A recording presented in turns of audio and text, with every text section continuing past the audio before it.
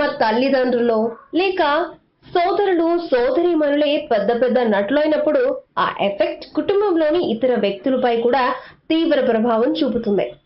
నాటి ఊర్వశి సోదరీమణులైన కల్పన, కళ నుండి రాధికా సోదరీమణులు నగ్మా, ఆర్తి అగర్వాల్, కాజల్ ఇలా ఎందరినో ఉదాహరణగా చెప్పొచ్చు. తాజాగా రవితేజ సోదరుడు భరద్వాజ్, రఘురాజుల నుంచి కోటా శ్రీనివాసరావు సోదరుల వరకు తమ వారిని చూసి మిగిలిన కుటుంబ సభ్యులు కూడా వెండితెరపై మోజు పెంచుకుంటారు. కానీ చిరంజీవి, పవన్ కళ్యాణ్, సూర్య, కార్తీలలాగా అందరూ సక్సెస్ కాలేరు. స్వయంగా మెగాస్టార్ చిరంజీవి పెద్ద తమ్ముడు మెగా బ్రదర్ నాగబాబుకి కూడా నటన పెద్దగా అచ్చి రాలేదు.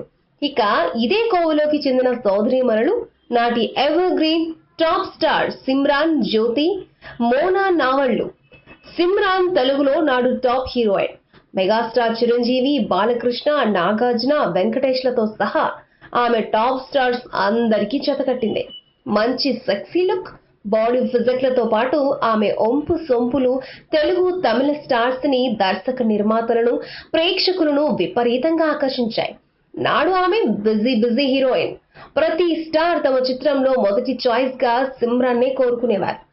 సామాన్యంగా తమిళ ప్రేక్షకులు ఖుష్బూ, నమిత, హన్సిక లాగా బొద్దుగానే ఉంటే బాగా ఇష్టపడతారు. కానీ సిమ్రాన్ విషయంలో మాత్రం అది మినహాయింపు. సన్నగా ఉన్నప్పటికీ ఆమె కోలీవుడ్ లో కూడా మంచి స్థానం సంపాదించడమే కాదు, ఆర్థికంగా కూడా బాగా సెట్ అయింది. ఇక ఆమె పెద్ద చెల్లి జ్యోతి కూడా నటిగా పరిచయమైనా పెద్దగా క్లిక్ కాలేదు. ఇక ఆమె చిన్న చెల్లి మోనాది మాత్రం దీనమైన గాథ. ఆమె నటిగా మారక ముందే పలు యాడ్స్, బ్యూటీ కాంట్రాక్ట్లు, ఫ్యాషన్ షోలలో రాణించింది. ఇక అక్క ఎలాగూ టాప్ హీరోయిన్ కాబట్టి సినిమాలలోకి వచ్చింది. ఆమె తన మొదటి చిత్రంలోనే స్టార్ విజయ్ సరసన బద్రీ చిత్రంలో జతకట్టింది. కానీ కునాల్ హీరోగా నటించిన ఆమె రెండో చిత్రం మొదటగా విడుదలైంది. ఈమె తన కెరియర్ లో దాదాపు డజన్ చిత్రాలు చేసింది. అందులో ఎక్కువ తమిళ చిత్రాలే. ఇక తెలుగులో ఆమె ఇష్టం చిత్రంలో గెస్ట్ గా నటించింది. చివరికి సుమన్ హీరోగా భరత్ దర్శకత్వంలో రూపొందుతున్న తెలుగు చిత్రం దాదాగిరిలో నటించే సమయంలో తన 20 ఏళ్ల వయసులోనే ఆత్మహత్య చేసుకుంది. దాంతో సుమన్ దాదాగిరి కూడా షూటింగ్ పూర్తి కాక విడుదల ఆగిపోయింది.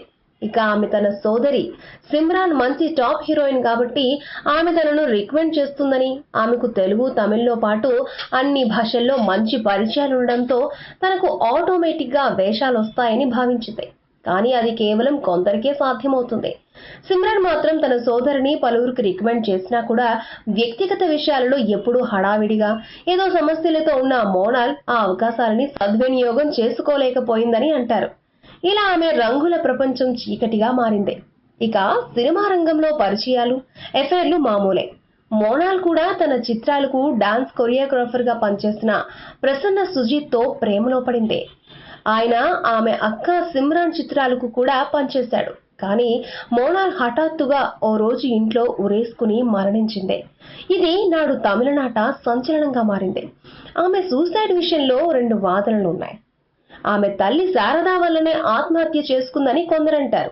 మోనాల్ కూడా తన అక్కలాగా టాప్ హీరోయిన్ అయ్యే వరకు ఇతర విషయాలపై దృష్టి పెట్టకుండా కెరీర్ పైనే దృష్టి పెట్టాలని బలవంతం చేసిందంటారు.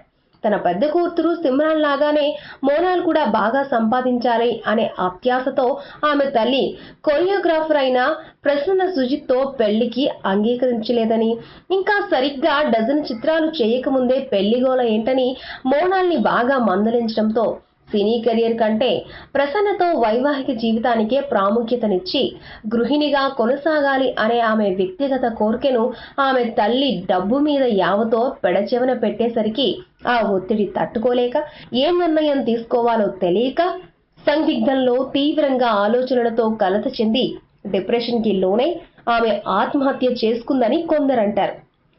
మరికొందరు మాత్రం మోనాల్ ఎంతో గాఢంగా పిచ్చిగా ప్రేమించిన ప్రసన్న సుజిత్ కేవలం ఆమెను వాడుకొని వదిలేసే టైప్ అని తెలిసి తన స్వచ్ఛమైన ప్రేమకు తగ్గట్లుగా ఆయన నుంచి ప్రేమ, ఆప్యాయత లేకపోవడం, పెళ్లికి ఆయన నో అనడంతో తనువు చాలించింది అనే వాదన కూడా ఉంది.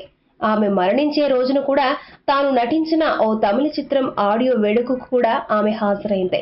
తన అక్క సిమ్రాన్ లా లైఫ్ ని చక్కగా ప్లాన్ చేసుకోవడం మోనాల్ కి చేత కాలేదు.